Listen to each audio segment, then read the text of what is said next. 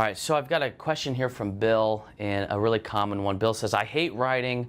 What type of nurturing do leads and former members get? I find that people tend to overcomplicate this one. Is actually more simple than you think. Instead of nurturing, I want you to think about reminding instead of nurturing. I have found that there are very few instances, especially in the sort of fitness and lifestyle change industry, that you actually change anybody's mind. You're not going to change anybody's mind via email. You're not going to change their mind via an amazing Facebook post.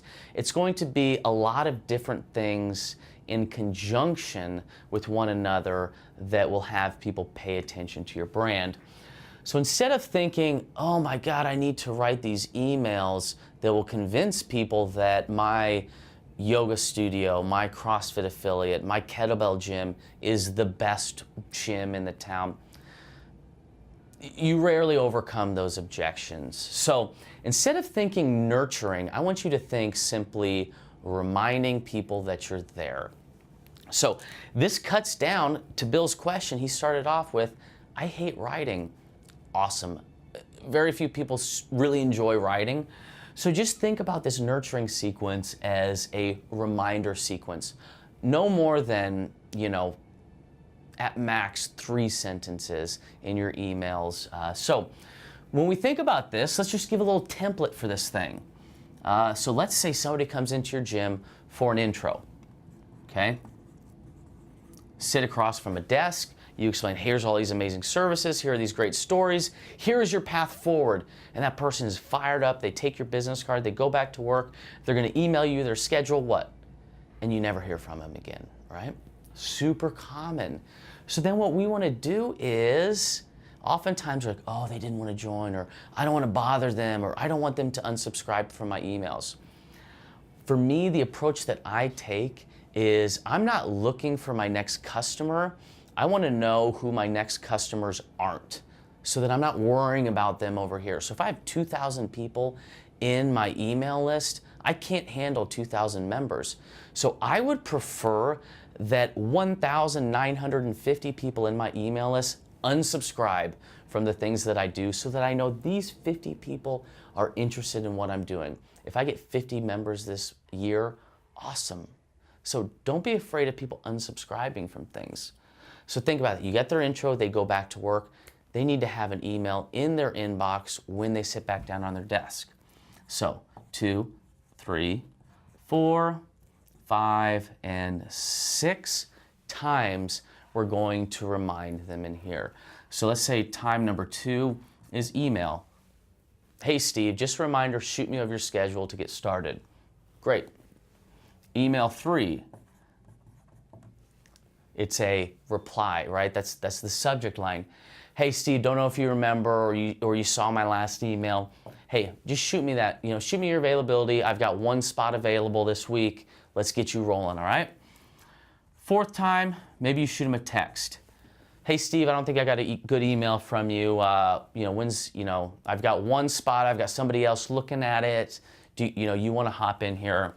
And then another email, another email. Think of these as reminders. You don't have to write the next great American novel to convince somebody to exercise. They came in to sit and talk with you. They downloaded an ebook of yours. They came to an event of yours. They're obviously interested. Don't think about convincing them. Think about reminding them. As you write these emails, there are 2 things that you always want to remember: scarcity and urgency. Scarcity and urgency. So, scarcity, hey Bill, I have 2 spots left. Boom. Urgency, 30 days. You have 30 days to do this thing, offer goes away. So scarcity and urgency. Do you really have 2 spots left? No. But you want Bill to kind of like light a fire under his ass a little bit. So you're going to say, I've got 2 spots this month. Otherwise, we'll have to catch you in April.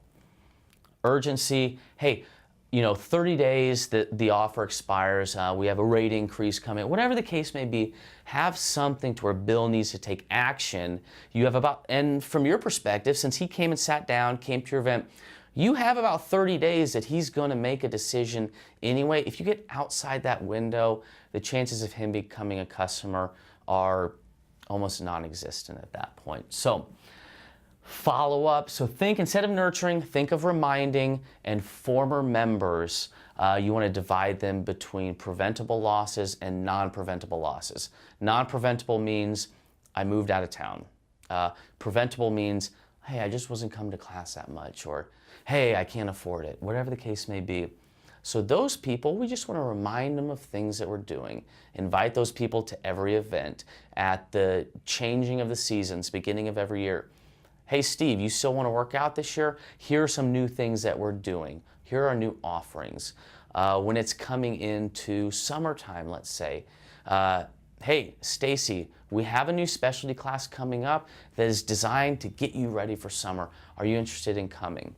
So think, instead of nurturing, just reminding, and you're going to have to do it about 5 or 6 times before people take action.